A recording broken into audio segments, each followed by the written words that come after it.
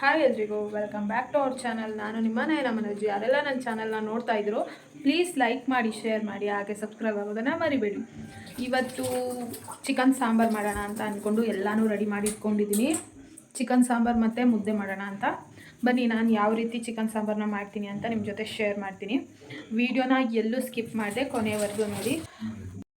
ಮೊದಲು ಅದಕ್ಕೆ ಏನೇನು ಬೇಕೋ ಎಲ್ಲನೂ ಐಟಮ್ನ ಒಂದು ಕಡೆ ಎತ್ತಿಟ್ಕೊಂಡಿದ್ದೀನಿ. ಹಾಗೇ ಮಸಾಲೆಗೂ ಕೂಡ ಎಲ್ಲನೂ ರೆಡಿ ಮಾಡ್ಕೊಂಡಿದ್ದೀನಿ.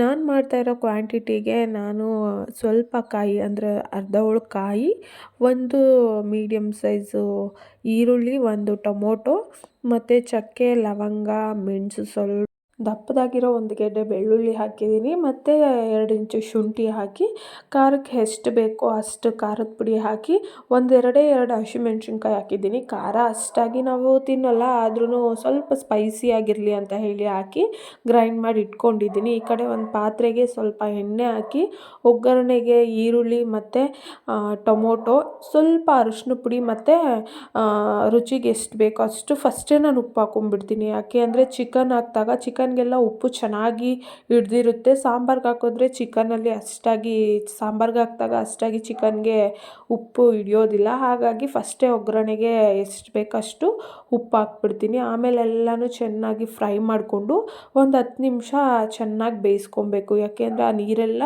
ಚಿಕನ್ಗೆ ಹಿಡಿಬೇಕು, ಆ ಉಪ್ಪಿನ ನೀರೆಲ್ಲ. ಅದೆಲ್ಲ ಆದಮೇಲೆ ಮಸಾಲೆನ ರುಬ್ಬಿಟ್ಕೊಂಡಿರೋ ಮಸಾಲೆನ ಅದಕ್ಕೆ ಹಾಕಿ ಅದು ಎಷ್ಟು ಕ್ವಾಂಟಿಟಿಗೆ ಬೇಕೋ ಸ್ವಲ್ಪ ಗಟ್ಟಿಯಾದರೂ ಮಾಡ್ಕೊಬೋದು, ತೆಳ್ಳೆ ಆದರೂ ಗಟ್ಟಿನೂ ಇಲ್ಲ ತೆಳ್ಳೇನೂ ಇಲ್ಲ ಅನ್ನೋ ಹಾಗೆ ಸಾಂಬಾರು ಮಾಡ್ಕೊತಾ ಇದ್ದೀನಿ. ಯಾಕೆ ಅಂದರೆ ಮುದ್ದೆಗೂ ಹೊಂದಬೇಕು. ಹಾಗಾಗಿ ಎಷ್ಟು ಬೇಕೋ ಅಷ್ಟು ಅಳತೆಗೆ ನೀರು ಹಾಕ್ಕೊಂಡು ಫಸ್ಟೇ ರುಚಿಗೆ ಉಪ್ಪು ಹಾಕಿರ್ತೀವಿ. ಆಮೇಲೆ ರುಚಿ ನೋಡಿಬಿಟ್ಟು ಸಪ್ಪೆ ಆದರೆ ಸ್ವಲ್ಪ ಉಪ್ಪು ಹಾಕ್ಕೋಬೇಕು. ಒಂದು ಕಡೆ ಸಾಂಬಾರು ಕೂಡ ಆಯಿತು, ರೆಡಿ ಆಯಿತು. ಆಮೇಲೆ ರೈಸ್ಗೂ ಕೂಡ ಇಟ್ಕೊಂಡಿದ್ದೆ. ರೈಸ್ ಆದಮೇಲೆ ಮುದ್ದೆಗೂ ಕೂಡ ಇಟ್ಕೊತಾ ಇದ್ದೀನಿ. ಮುದ್ದೆಗೆ ಫಸ್ಟು ನೀರು ಕಾಯಕ್ಕೆ ಇಟ್ಬಿಟ್ಟು ಅದಕ್ಕೆ ಸ್ವಲ್ಪ ಅನ್ನ ಹಾಕಿದ್ದೀನಿ. ಅನ್ನ ಹಾಕ್ಬಿಟ್ಟು ಅದು ಒಂದು ಬಂದಮೇಲೆ ಹಿಟ್ಟು ಹಾಕ್ಬಿಟ್ಟು ಚೆನ್ನಾಗಿ ಒಣಸ್ಕೊಂಡ್ರೆ ಮುದ್ದೆ ರೆಡಿ ಆಗಿಬಿಡುತ್ತೆ. ನನಗೂ ಅಷ್ಟಾಗಿ ಮುದ್ದೆ ಮಾಡೋಕ್ಕೆ ಬರೋದಿಲ್ಲ, ಒಂದು ತಕ್ಕ ಮಟ್ಟಿಗೆ ಮಾಡೋದು ಕಲ್ತಿದ್ದೀನಿ. ನಾನು ಸ್ವಲ್ಪ ಅಂದರೆ ಇಬ್ರಿಗಾಗೋಷ್ಟು ಮಾಡ್ತಿರೋದ್ರಿಂದ ಸ್ವಲ್ಪ ಕಡಿಮೆನೇ ಮಾಡ್ಕೊಂಡಿದ್ದೀನಿ. ನಾವು ಮುದ್ದೆ ತಿನ್ನೋ ಸ್ವಲ್ಪ ಕಡಿಮೆ ಅವಾಗವಾಗ ತಿಂತಾ ಇರ್ತೀವಿ. ಹಾಗಾಗಿ ಇಬ್ರಿಗೆ ಎಷ್ಟು ಬೇಕೋ ಅಷ್ಟೇ ಮಾಡ್ಕೊಂಡಿದ್ದೀನಿ. ಚಿಕನ್ ಸಾಂಬಾರಿಗೆ ಮುದ್ದೆ ಅಂತೂ ಕಾಂಬಿನೇಷನ್ ಸೂಪರಾಗಿರುತ್ತೆ. ನನಗಂತೂ ತುಂಬಾ ಇಷ್ಟ.